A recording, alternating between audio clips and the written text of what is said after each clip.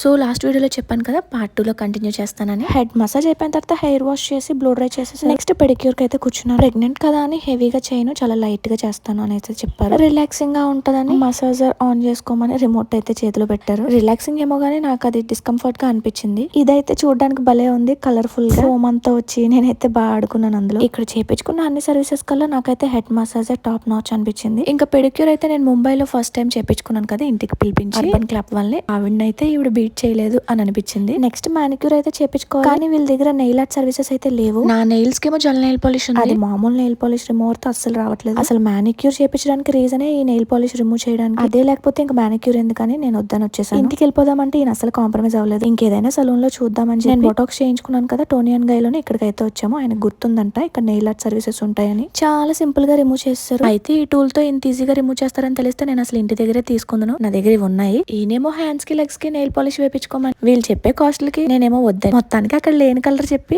ఇంటి దగ్గర వేసుకుందామని అయితే ఇంటికి తీసుకొచ్చేసాను.